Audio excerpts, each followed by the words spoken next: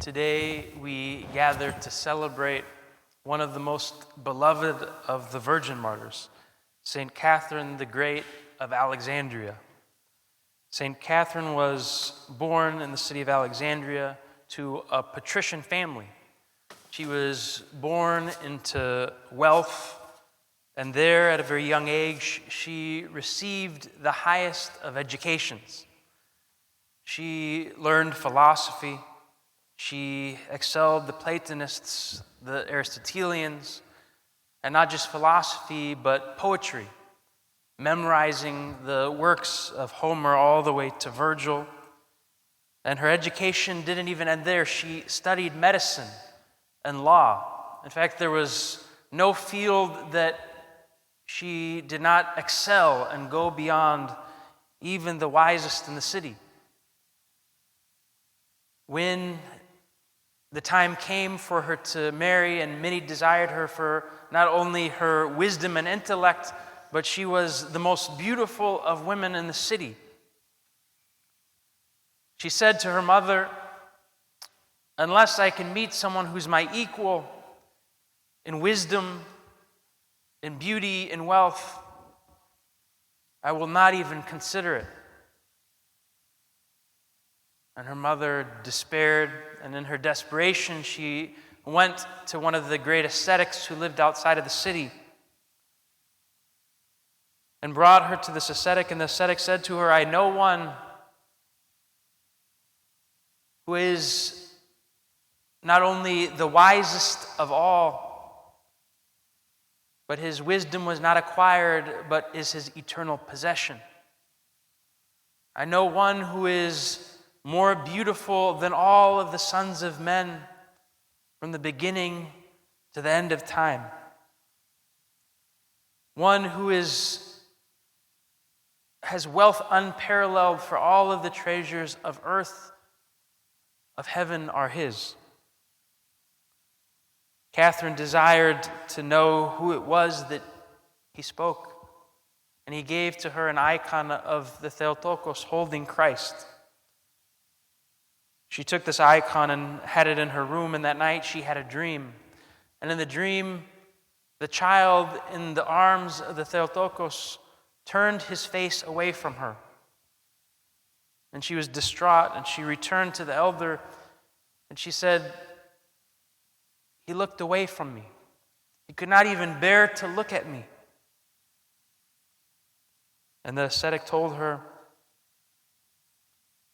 "You are still subject to death." We do well to think upon this. All of the things in the world that we're told to seek in this age and in this life were hers. The things that we are told have the greatest value, like money, fame, beauty, wisdom. But if we stop here to think about it for just a moment, in 100 years, the homeliest of women would be more beautiful than St. Katherine. In a few generations, no one would even remember what her face looked like.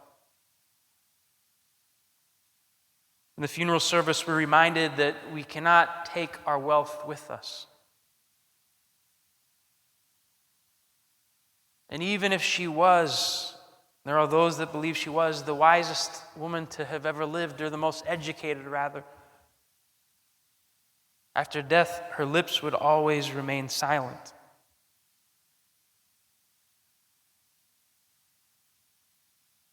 She asked the ascetic, "How can I be delivered from death?" He said, "You must be baptized and receive him who is the bread of life." After catechizing her and baptizing her and giving her communion, she had received the uncreated and eternal wisdom. Her soul was wedded to Christ, the bridegroom of the church, and in a promise that her soul would ever be given over to Christ, Panagia herself gave a ring for her to wear on her hand. At this time in Alexandria, persecutions began. And she went to the emperor and she declared her faith and her love for Christ. The emperor, entranced with not only her beauty but her boldness, sought to hear what she had to say.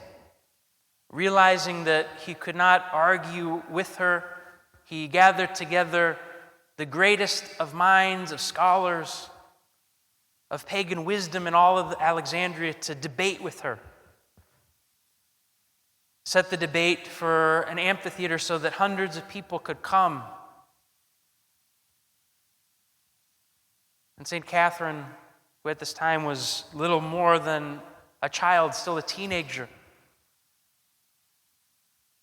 she could have done what she had done all her life and gone to the libraries or even the scriptures and studied to prepare herself for this debate. But instead, Archangel Michael appeared to her and said to her, "You will defeat,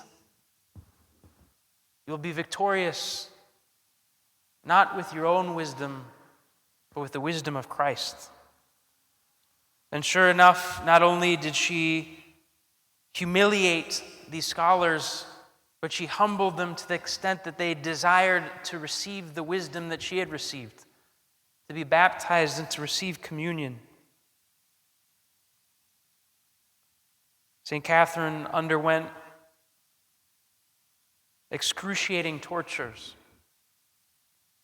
She suffered a great deal. But again, we're reminded here that the world can take away all of our wealth, can take away our beauty, as they did with her with these disfiguring tortures, can even take away the freedom. But nothing could separate St. Katherine from the love of Christ, the love that we are told is stronger than death. And so St. Katherine, not only did she not mourn the loss of her wealth, of her beauty, of her freedom, of her libraries, not only did she not mourn, but she rejoiced, knowing that at her martyrdom, she would once and for all eternity, be joined to Christ, her bridegroom, who is holy now and forever to the ages of ages. Amen.